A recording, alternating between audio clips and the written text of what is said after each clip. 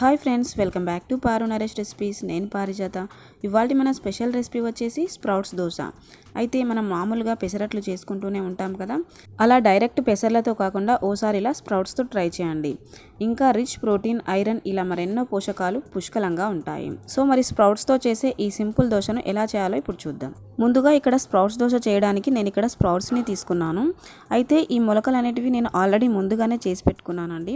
ఒకవేళ ఈ మొలకలు మీకు ఎలా చేయాలో తెలియకపోతే నేను ఆల్రెడీ ఈ మొలకలు ఎలా చేయాలో వీడియో చేశానండి. మీరు చూడకపోతే ఈ వీడియో కింద డిస్క్రిప్షన్ బాక్స్లో లింక్ ఇస్తాను, ఒకసారి చూడండి. సో ఇలా తీసుకున్న ఈ మొలకలను మిక్సర్ జార్లోకి తీసుకుందాం. ఇక్కడ నేను ఒక 2 కప్పుల వరకు మొలకలను తీసుకున్నాను. అలాగే ఒక 2-3 పచ్చిమిరపకాయలు, ఒక 2 ఇంచులు ఉండే అల్లం ముక్క, 1 టీ స్పూన్ వరకు జీలకర్ర, అలాగే కొంచెం 1 టీ గ్లాస్ అన్ని వాటర్ యాడ్ చేసి, అలాగే మీ రుచికి తగ్గట్లుగా సాల్ట్ యాడ్ చేసి మెత్తగా బ్లెండ్ చేసి తీసుకుందాం.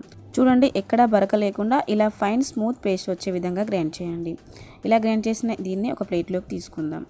చూడండి, కన్సిస్టెన్సీ అనేది మనకి మరీ లూజ్గా ఉండొద్దు, అలా అని గట్టిగా కూడా ఉండొద్దు. ఇక్కడ చూపిస్తున్న విధంగా ఇలా ఉంటే పర్ఫెక్ట్గా వస్తాయి దోశలు. ఇప్పుడు స్టవ్ ఆన్ చేసి వేడివేడి దోశ పెంక మీద కొంచెం ఆయిల్ స్ప్రెడ్ చేసి ఇలా 2 గరిటెల పిండి తీసుకొని ఇలా దోశలా పల్చగా స్ప్రెడ్ చేయండి. చూడండి, ఇలా వీలైనంత పల్చగానే స్ప్రెడ్ చేయండి.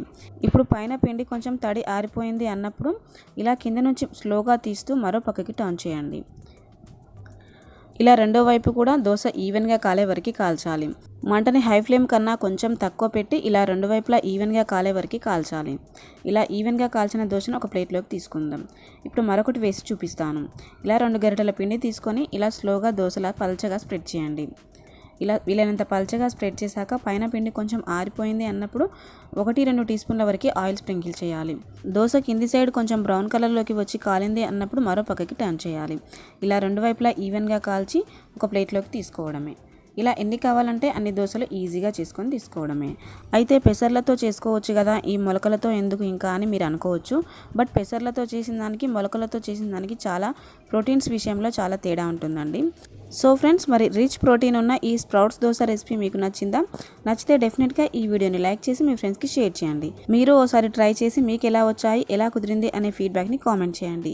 ఇలాంటి simple and tasty healthy recipes కావాలంటే మన ఛానల్ని సబ్స్క్రైబ్ చేసుకొని పక్కనే ఉన్న బెల్ ఐకాన్ని యాక్టివేట్ చేయండి.